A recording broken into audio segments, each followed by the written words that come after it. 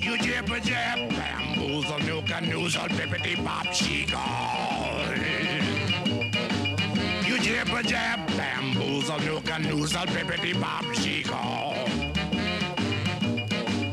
I mean, you keep on talking, but you don't know where to turn it off. Howdy, hi, I'm John Caldera, president of the Independence Institute. You're watching Independent Thinking. We've mentioned several times about the growth of government here on Independent Thinking, but we haven't really talked about the growth of governments. Here in Colorado, we actually have over 3,000 different governments. We spend a lot of time talking about state government, a lot of time talking about city government, and every now and then a school district pops into the news. But what about the other 3,000? To talk to us about it, from the House of Representatives here in Colorado, Morgan Carroll, appreciate you being here. Thanks for having me. You represent Aurora, House District 36. That's it. All right.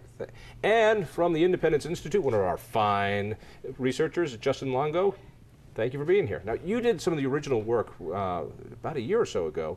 We asked a simple question. How many governments are in Colorado? So let me ask you that. How many governments are in Colorado? As of today? As of today. 3,052-ish. 3,052. How many were there a decade ago? 1998, we finally crossed 2,000. So 50% growth in about a decade. 50% growth in a decade for a state that's been around for, what, 140 years? Not bad. So let me just see if I understand it. We're talking cities, counties, school districts, fire districts, park and rec districts. Yes, special districts are the bulk of the governments that we have right now. As of right now, 90% of the new governments that are being formed are metro districts, which is a special district. Okay. Now you gave me a couple wonderful dates. So we've got 3,000. What happens in about 8 years? Right now, we're growing about 250 per year in even years when there's elections. In the off years, it's about 100 less than that. And in about a decade, we're going to be growing 365 per year, which is great because we'll have one per day. So in a decade, we'll have one new government created in Colorado every single day. Absolutely. And then nirvana happens when we have one government per person in the year? Yeah, 2161. Our population has been growing for at about 2% since 1991.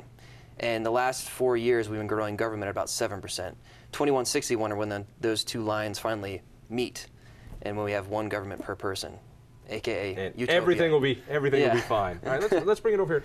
Colorado has a different form of government, and a lot of times we compare state government to New Jersey. New Jersey has a very powerful state government, but not that many local governments. We've got a ton of local governments. There's some good and bad to that, isn't it? Isn't it good that we keep government kind of close to the people, that if they're going to have a parks district or a water district or a fire district, that those people get a hold on to it? You know, I think ordinarily we've actually enshrined the notion of local control into our state's constitution, which not all other states have done. I would say that there's a serious departure from that when we get to special districts and metro districts, because they're not close to the people. They're generally close to say about 5 people who create these sort of odd hybrid between privatized micro governments. In fact, they're so far removed from the people that most people don't know they exist. They don't know when they buy a house. They don't know what is driving the mill levy on their property taxes, so who they are, where to find them, when to vote. It's possible that somebody just buys a house and they don't realize that they are also not just paying, that they're part of the state government, the city government, the school district, the parks and rec district, but maybe all these other special districts. Give me kind of a definition. What is a special district? I think a lot of people would be confused by this, might not even realize that we have all these special districts. I think that's a really fair point. We have a section in our statute which really is about the creation of special districts. We have a Special District Act. They're a very micro level of government which is really formed and blessed through the county commissioners, if you will, that are supposed to be really for 1 or 2 services that are provided. Now, they can be anywhere from sanitation to fire, but the overwhelming growth in what we've seen have actually been by private developers for capital on development projects, and theoretically they're supposed to be for short-term capital infrastructure, and they're theoretically supposed to expire. And one of the things you'll see is that they rarely do. So a special district has a very limited, narrow purpose, but they have taxing power, they have leaning power, they have foreclosing power. So we are talking about a government here. We are. When we say that there are 3,000 governments in Colorado, we mean governments, that these special districts, and there's now out of 3,000 governments, I imagine most of the growth is now in special districts, that they have the power to tax, they have the power to take your property, they have the power to put liens on your property, they have the power because they're a government, and many people don't even know that they exist. Yeah, that's right. I mean, there's things that mirror takings issues, condemnation issues, and in Colorado, anyone who has a right to put a lien on your property also has a right to trigger foreclosure. So one of the things that people need to realize when they buy the property and you go through the rest of your disclosures with informed consent about what are your financial obligations, what are you really getting into.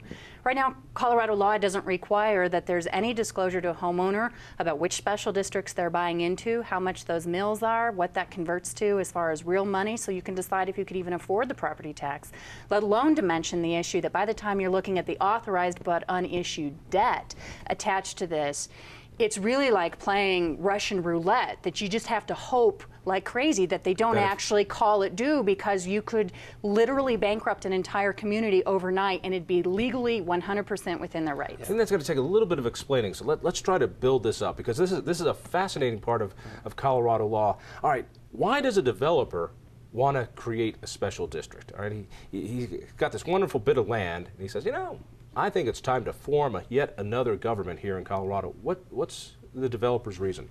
The developer has a couple of options. He can go to the bank, like any other business, and get a bank loan, or he can create the metro district and float municipal bonds and get tax-free capital that way. What does he need the money for? To build the houses? He has a geographic region that has nothing on it, and he wants to build the infrastructure to make a community.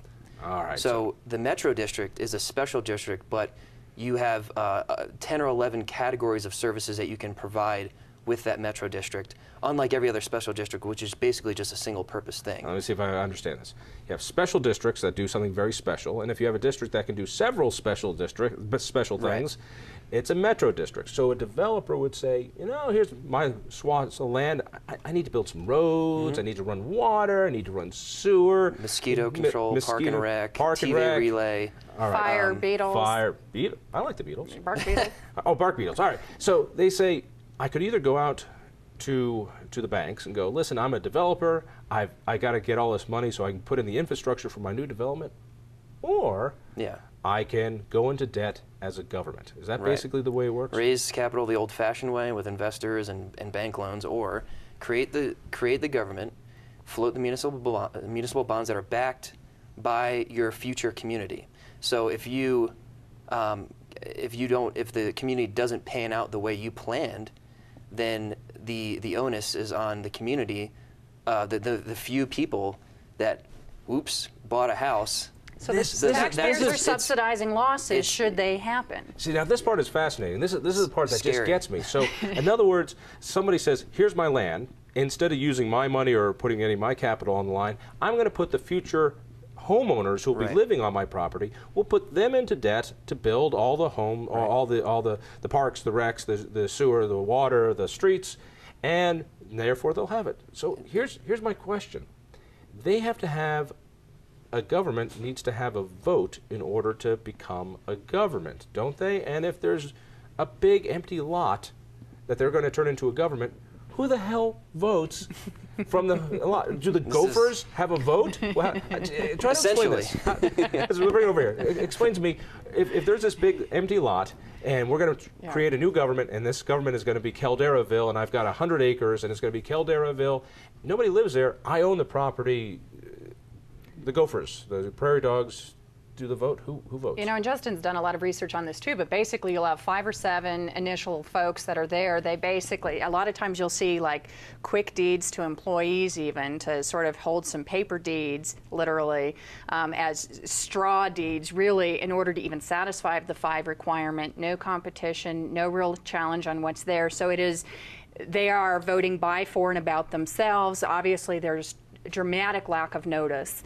And the future people, the real key thing here is, especially before it's built, it's a profit playground with no accountability, because the people who